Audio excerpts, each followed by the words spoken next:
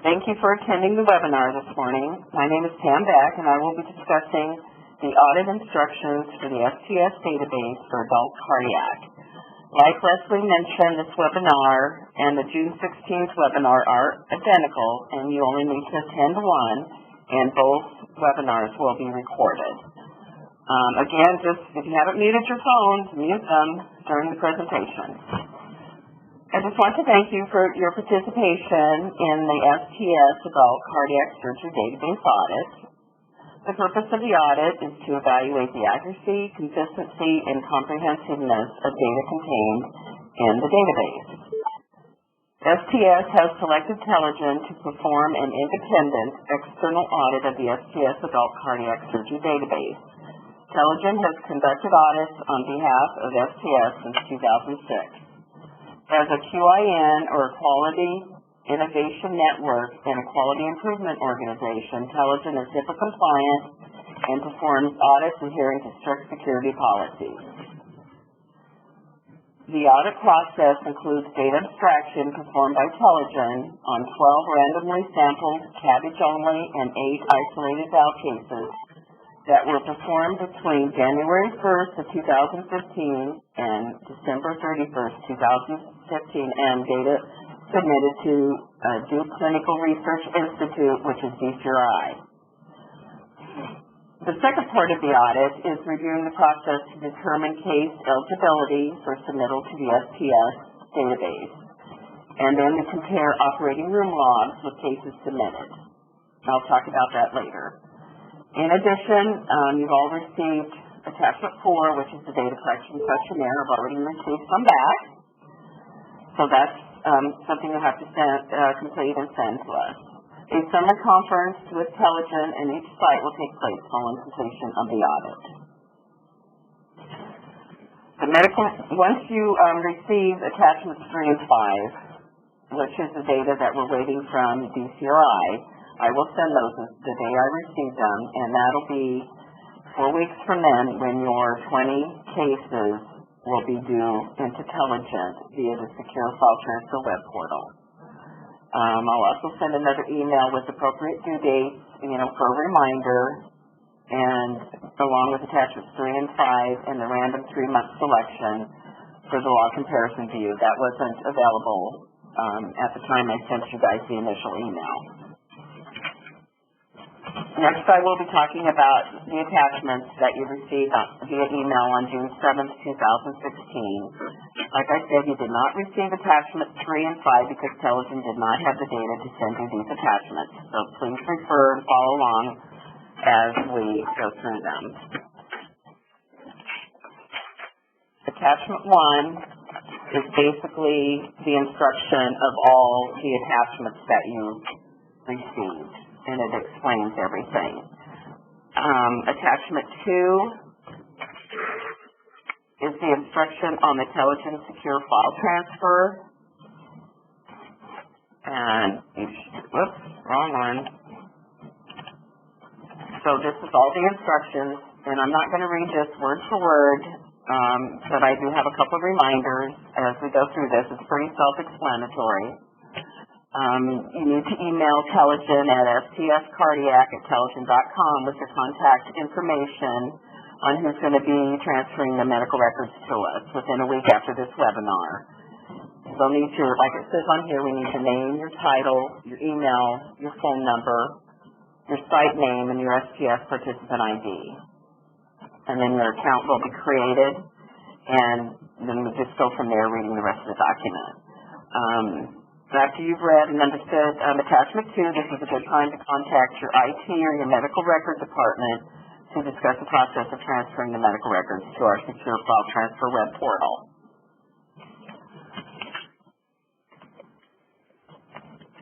Well, we're going to talk about Attachment 3 now.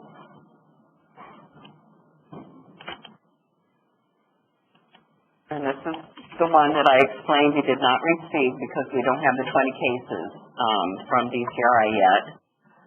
I've kind of dummied up an example of what it's going to look like when it comes to you. This will be the list of 20 cases that were randomly selected for audit by DCRI. The very last two columns is the columns you'll need to fill in information on a medical record number or a patient identifier and the 30-day mortality status of alive or dead or unknown. And then we'll have to have documentation. You'll also have to send us documentation to support alive or dead. In the patient identifier medical record number, it's very important to put the medical record number in or some sort of identifier so we can match these up with the correct cases. Intelligent only receives the record ID number for each case. So the auditors need to match the record ID number to the medical record number to, identify the case. So it's important to do that too. So this is what attachment 3 will look like when you get it.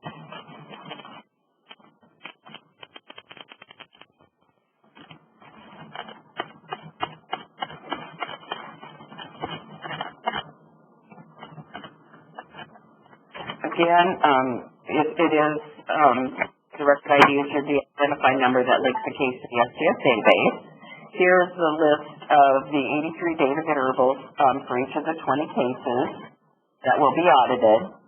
I just want to go over a few things about sending information in, but here's this is everything that we audit are these data elements right here on these next few pages.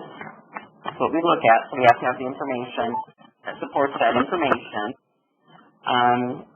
We'll just talk about it is necessary to upload medical records pertaining to pre-op testing, especially if it's the same day surgery, so we'll need things like if there's pre-op labs, pre-op echoes, cardiac cath reports, sometimes pulmonary function tests are done before surgery, and the 5-meter walk test if you do that.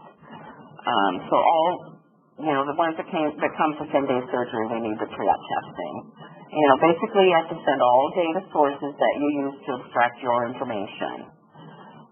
You can't just send, the information you use to extract each data element, meaning we have to have all the labs to make sure we're getting the correct creatinine pre-op and post-op. So you have to send all the labs and such, just not the page where you got your information. Same with the echoes. There's, stipulations to identifying the correct echo for pre-op and post-op. So we need your echoes for all of that. And then, of course, we need physician progress notes, which can identify any complications, etc. What's usually missed for the audit is the pre-op information. And then the auditors have to call the data manager and ask for additional information. If we do have to ask for additional information, you will be given 5 business days to submit the information. If not received in 5 days, it will be counted as a mismatch for auditing purposes. Additional information must be sent to Telligent's Secure File Transfer web portal at the email of stscardiac@telligent.com when it is transferred or uploaded to our secure web portal. We do check this mailbox frequently, and also be sure to add your STS participant ID number in the subject line of the email. That really helps us identify each site. Back to including documentation pertinent to any post-op events. You'll notice we look at surgical site infection and deep sternal wounds, so we'll need any notes regarding that if that occurs. Also a reminder, you have to submit documentation to support alive or dead for 30 days. You can use an office visit note or a lab report or just some sort of evidence that the patient was alive in 30 days, and that will be part of the audit also.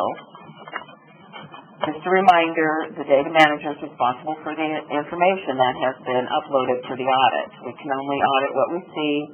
They got to know that all the correct information is available to us at the time. So very helpful, for you guys to know what we're sent. So when you get the reports, some reports later on, this will make more sense. The audits will be completed on a first-come, first-served basis. All sites are given the same amount of time to submit records. This just ensures we receive all the information in a timely manner so the auditors can focus on completing the audit. Attachment 4 is a data collection questionnaire, which I was able to send to you. I have received a lot of them back, but this pertains to your data extraction and submission processes. Complete the questionnaire in detail and do not leave any blanks. This is sent directly to STS for review after the audit is completed. It is a Word document, so you can go ahead and write long responses if needed, because it will wrap around for extra spaces.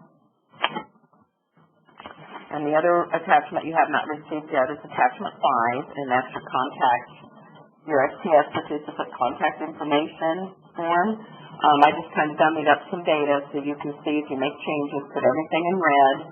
A lot of times, maybe even there's a new data manager and we need her correct phone number. Sometimes a different surgeon representative. So STS uses this information for communication between the site and STS, and Intelligent also uses this information for phone numbers and email addresses. So it's very important this is up to date and correct.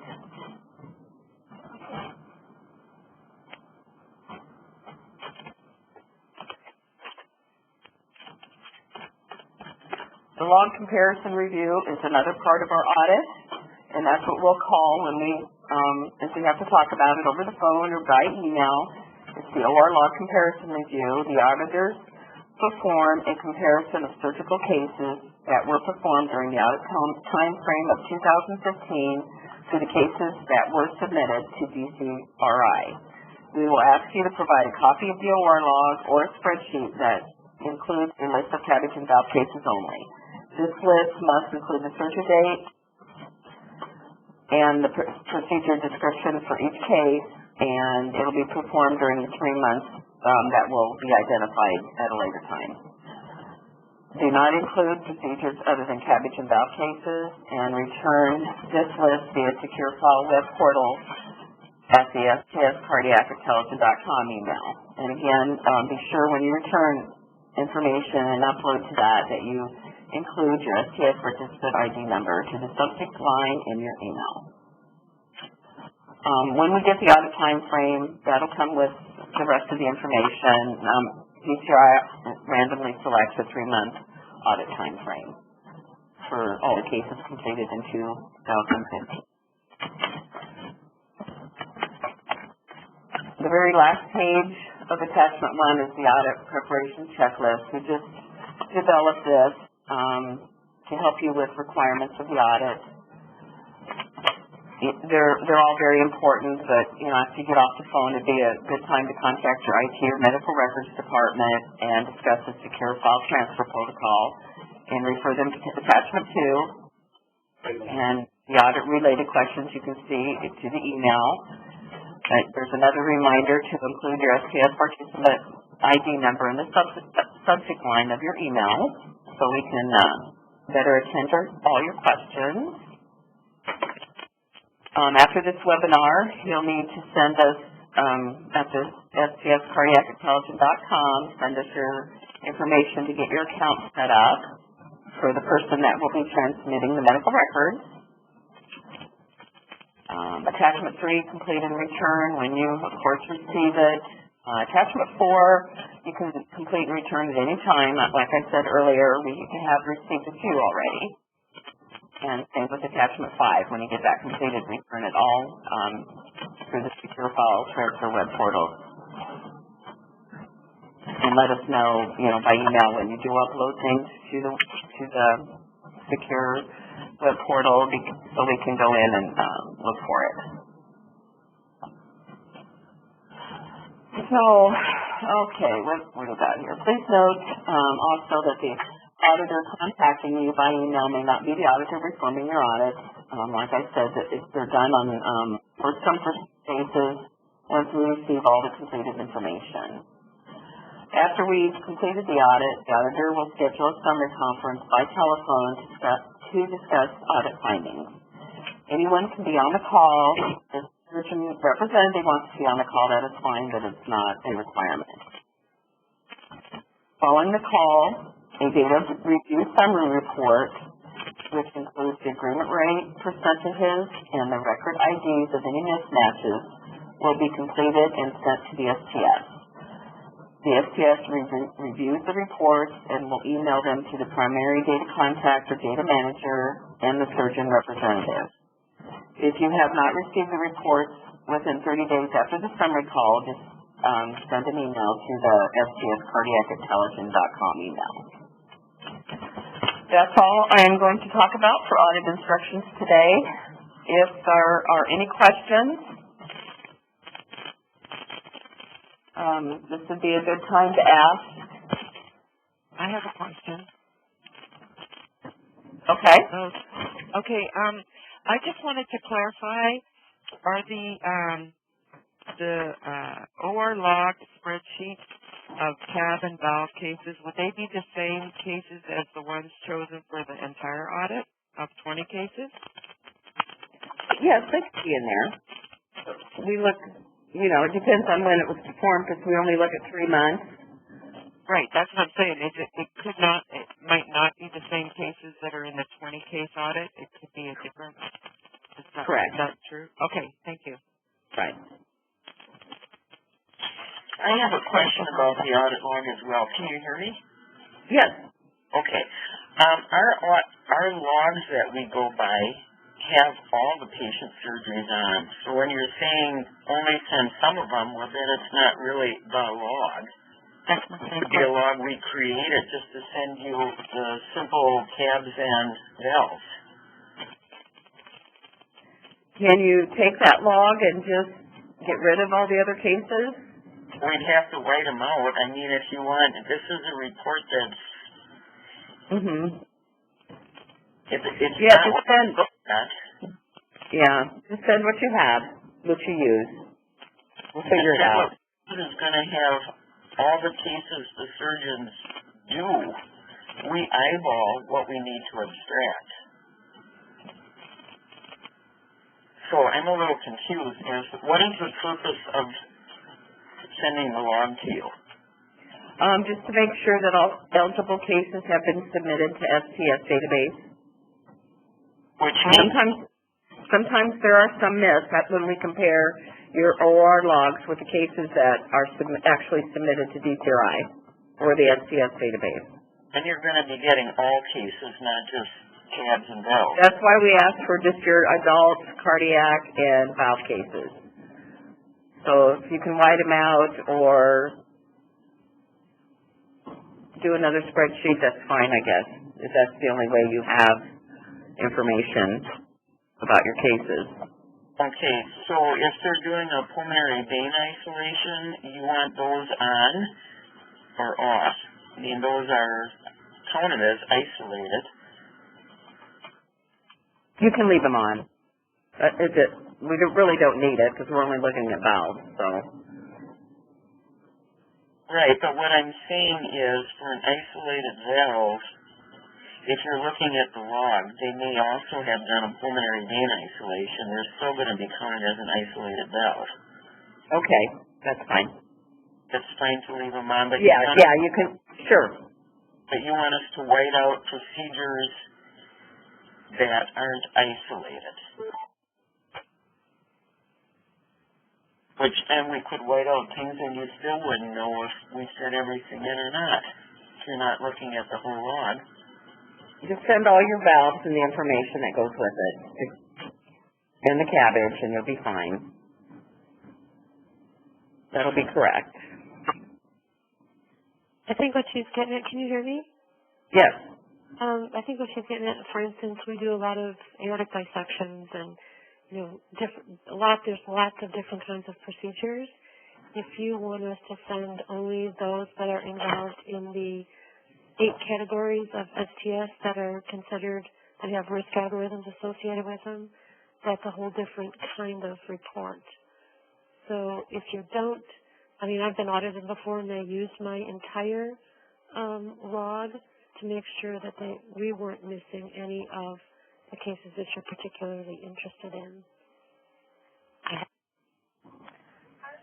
is Leslie. What we do, I'm from Telligent also, but we receive a list of the cases that were submitted to DCRI of the cabbage and valve cases, and then we compare the list we get from DCRI with the list that you send to us. So that is why Pam said, if you want to include some of the other ones on the list, that's fine, but we are basically looking at the cabbage and the valve cases, because that's what STS has requested that we do. If you want to send some more on your list, that's fine. It won't interfere with anything that we're doing, but you don't have to. They might want to check with their OR, because their OR might be able to run them a report that just reflects those things without everything on it once they have the time frame. Right. Lots of people do send us an Excel spreadsheet, just a report that they've run. Of their cardiac cases. Could it also be a spreadsheet report from the OR where you've just isolated the surgeons and their activity, and it has the coding for the procedure? So from that, you would be able to defer which cases you wanted to look at and which cases were submitted? That's up to you how you want to do it, but we definitely need the name of the procedure. We don't need the patient's name, but we need the name of the procedure description, and the date it was performed. That's the information that we need. And where would the procedure description come from in your mind? The one that is populated, for instance, by the nurses in the nurses log that then gets transferred over to potentially some of these logs, or do you want it from the operative note? Where do you take the type of procedure when you abstract? Where do you take that information from? OpNote. To STS. OpNote. That's what we need then.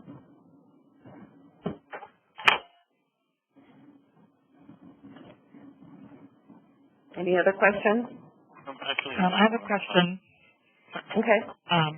So about the web portal, should we be uploading the entire medical record, or just what we need for Telligent to abstract those 83 data points? We do not need the entire medical record, as I stated in the webinar. We only need that information that pertains to the data elements. We need H&Ps, progress notes, data sources that you use to abstract your information, lab reports, pre-op, reports, labs. Okay, thank you. I have a question. Can you hear me? Sure. Our facility sends documentation out to Cleveland Clinic often, every month, and so I generally do that as the database manager. And so can I do the sending of the documentation, or does it have to be someone from our medical records department or IT? Whoever you want to send it. Okay. I've had data managers be the sender of the information. Great. It's actually more efficient if we do it. It would be, because a lot of times if the data manager hands it over to medical records, they do the whole record. They do, and then they don't know what to look for. Yeah, we still don't get the pre-op information if there's testing done pre-op. That's right. Okay, I just wanted to make sure that was good. Okay, thank you. I have a question. Okay. On the audit preparation checklist, when it says contact Telligent on the contact information, is that the data manager or the medical records? Whoever's going to be transmitting the information through the secure web portal, is that the one? Yeah. Right. Whoever's going to be doing the transmission of the uploading of the medical records to the portal is what that pertains to. Do you prefer an individual upload for each patient on the list of the 20 cases? Well, that is nice if one file contains one patient. Okay. They usually come in a PDF format file that you save somewhere and then uploaded. On the file, this is Leslie again, on the file transmission form, can upload more than one file at a time if you want to upload zip files, but there is a file limitation size for upload. Many people have to do multiple are large.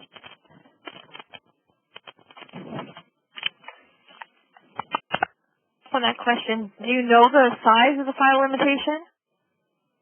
Do you know the size of the file limitation? 1 gigabyte per upload. 1 gigabyte. It's on page 2 of the Intelligent Secure File Transfer Instructions, which is attachment 2. It's just towards the top of the page.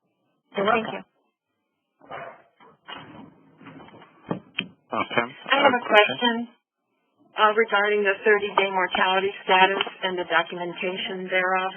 It says in bold, also provide documentation to support 30-day mortality status of alive or dead. Right. In an inpatient setting, we don't really have a mechanism or format where we would put that In the medical record. into the medical record. Can you get a office note or that they've returned for labs within that 30 days? Okay, that's what that's referencing then? All right. Yeah, just some sort of indication so we do know they're alive at 30 days. Understood. Okay, thank you. Sure. Thanks. We're just if we send a list of patients to the physician, and we're lucky we really are only dealing with a couple physicians, if we send that list to the office and have them note that they've had a visit and the date of the visit, is that sufficient? Or do we actually need an office note? We need an office note. Okay. Or a lab test or anything like that would be nice. Or a lab or... All right. Thank you. There's got to be something in the EHR. Oh, yes, go ahead. Thank you. Can we use like the Social Security Death Master file, that information? Oh, for the deaths? Right. Yeah. Okay, that's normally where I go to find if they're alive or not. Yeah. What would you send in? Would you be able to send in something from that, or? Yeah, see, that's the difficult part for me because that's where I get my data. Can you take a screenshot or no? Yeah, I don't know if I'd be able to do that. I can give that a try. But Even in addition to lab work, you could use cardiac rehab if they come in for cardiac rehab, anything like that. But, yeah, which most of mine do anyway. So, okay, that answers my question. Thanks. Oh, good. Good. When you made that comment, someone asked about the office. So, some people send a spreadsheet to their surgeon's office, and, it has the patient's name, date of birth, date of their surgery, and there's a column where they seen, after this date, and then they check either yes or no, so that we know if they've seen that patient after that date. And we've always been told we could use any of our logs. We just have to send those to you. So we didn't have to have an office note to say we're alive. We can have what the surgeons are telling us, because then they spoke to them by telephone or something. So we've never had to do anything more than our logs. Does that mean someone has to sign it that says it's a verifiable log? Yeah, the surgeon, like we do it, the surgeon signs it. Right. These are the surgeons and stuff. They have their office people fill it out, and then they sign it. But that's all they've ever had to do with STS in the past was any of that. Well, that's what you had to do with Right. But this year's a little different. Yeah. We actually need verification. So would you accept an obituary from a newspaper? Sure. Okay. So I have a question. So if they're changing the rules, they should have given us some notice. We've never been told we needed an EHR or progress note from a physician office. So how can we be expected to provide it for data that's in the past? And the other thing about that, too, is sometimes it's a phone call. How can we prove we made a phone call? What we were told, because I'm on the Corps, and so is Cindy, I've heard her talk, is that you have to be able to,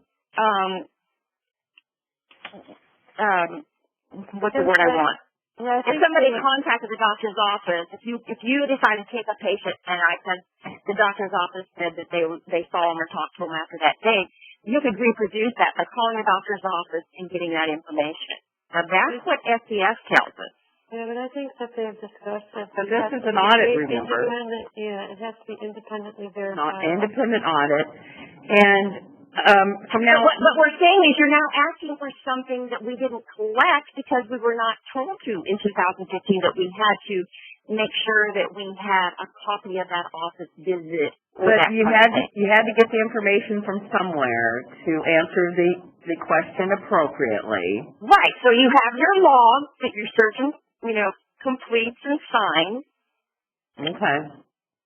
Okay, what I've been doing, and we go through the Epic system, and our doctor's offices are all attached to our Epic system.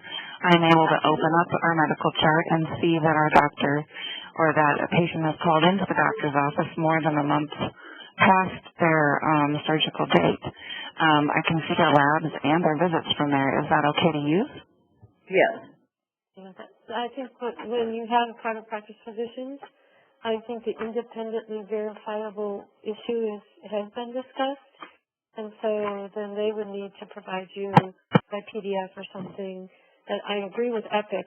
Any phone call, anything for charges or anything is logged into an electronic system in Epic. It's really nice. But if there's private practice people that aren't connected, perhaps they have something. I mean, all physicians have to, or their delegates have to document somewhere a conversation with a patient.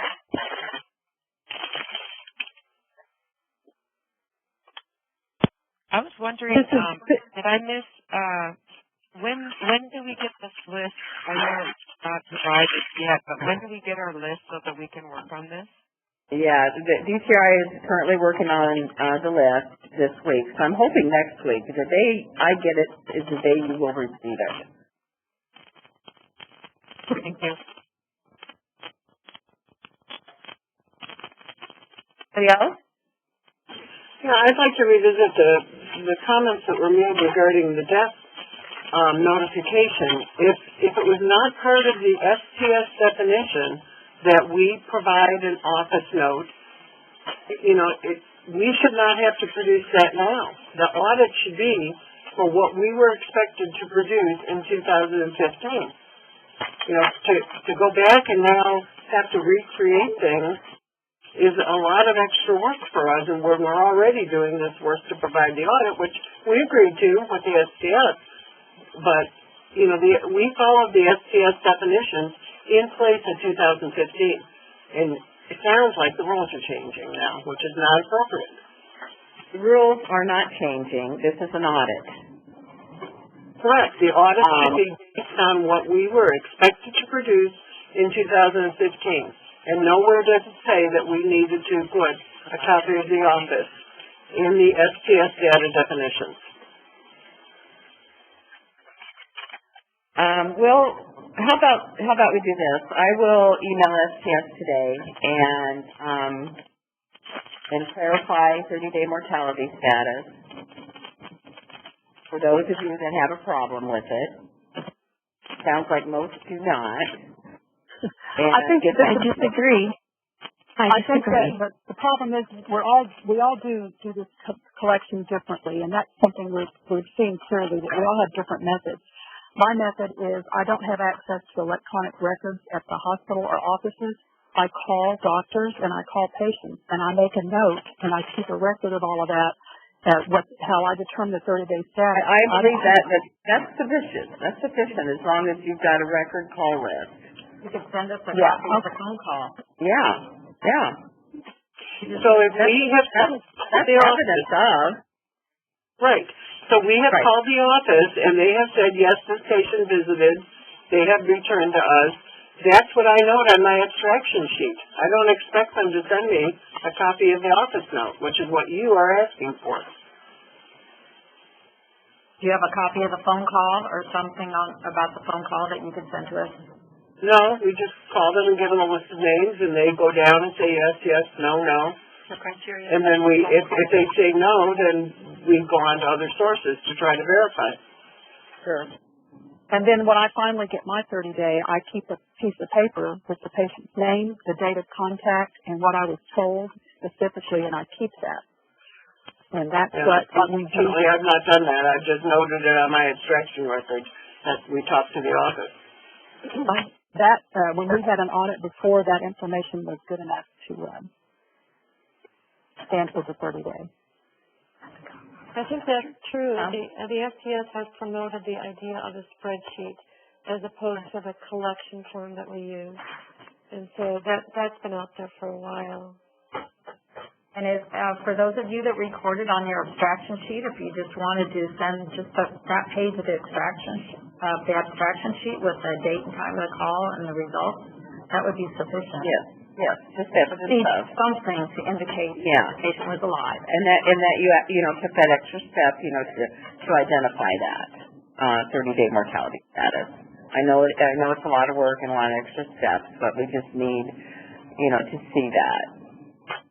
So send, what you think is best to verify your answer that you submitted. That will work just fine.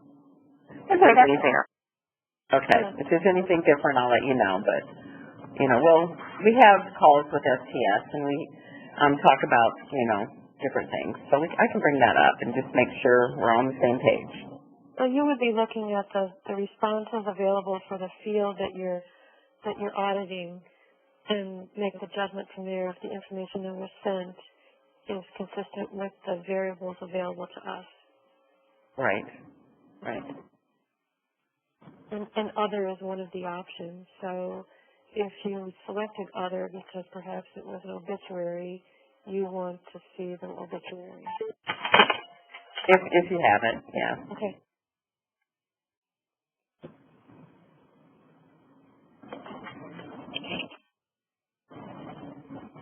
Anything else?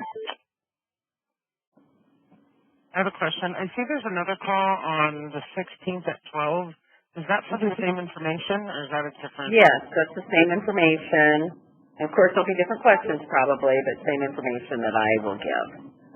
Okay. And is the recorded version available for people that can't make it to either of the sessions? Yes, it will be. I will have a URL link for that. And you'll send that to us? Yes. Okay.